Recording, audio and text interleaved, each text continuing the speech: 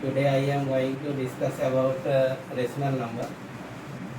पहले ही हम आप लोगों को वायदा किए थे कि इसके बाद rational number, whole number, negative integer, natural number, zero और इरेशनल नंबर का डिटेल्स करेंगे। तो उसी वायदा को पूरा करते हुए आज रेशनल नंबर का डिटेल्स करने जा रहे हैं। Dear classes, we know that all whole numbers are rational number.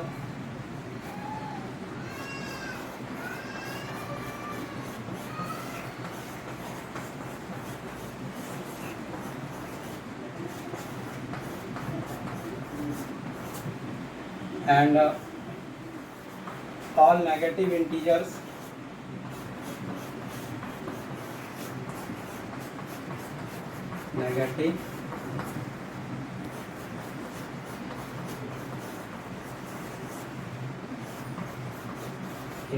are also whole number, but all rational numbers are not either whole number or negative integers. So it means that we have some others numbers which are neither whole nor negative integer, but they are rational number. तो सारा rational number whole number नहीं हो सकता है, सारा rational number negative integers नहीं हो सकता है, लेकिन सारा होल नंबर रेशनल नंबर हो सकता है, सारा नेगेटिव इंटीजर रेशनल नंबर हो सकता है। तो इससे ये पता चलता है कि रेशनल नंबर में कुछ और ऐसे संख्याएं हैं जो ना तो होल नंबर है और ना ही नेगेटिव इंटीजर है। तो it means that we have some problems how to identify these numbers which are other than whole numbers or negative integer, but they are rational numbers. So for this we have two methods to identify whether the given numbers is rational or not. So these two methods are known as two different names. First one is known as the fractional method.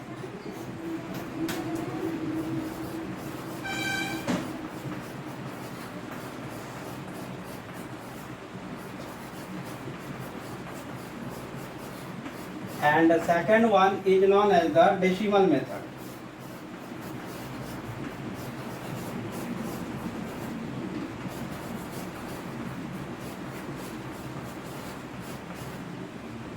तो पहला हो गया आपका fractional method और ये आपका दूसरा हो गया decimal method. It means that with the help of the fractional method we are able to identify the given number is rational number or not a rational number. Similarly, with the help of the decimal method, we are able to say the given number is whether rational or not a rational number. So first of all, we discuss about fractional method. तो सबसे पहले ऐसा करते हैं, fractional method को ही थोड़ा सा discuss कर लेते हैं। फ्रैक्शनल नंबर है कि नहीं है, इसकी पहचान फ्रैक्शनल मेथड से करने का प्रयास करते हैं।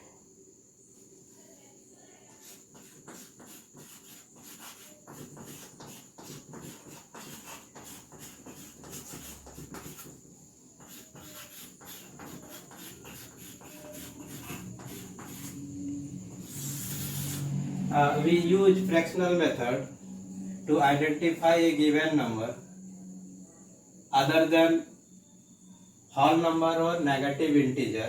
We apply fractional method to identify the given number whether rational or not rational. For this we consider about 4 points. The first point, number can be written in the form of p by q. Can be written in the form of p by q. Next point, q not equal to 0.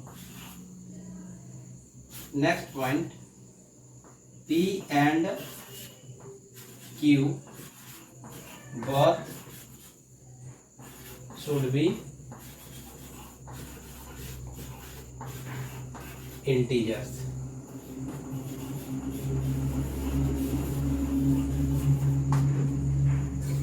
Last, P and Q have no common factor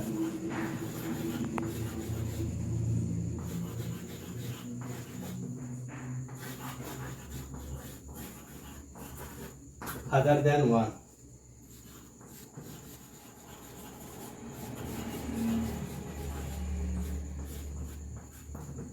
तो fractional method से दिया गया number, जब वह number whole number या negative integer नहीं हो, तो ये जांच किया जा सकता है, टेस्ट किया जा सकता है या पहचान किया जा सकता है कि रेशनल है अथवा नहीं है।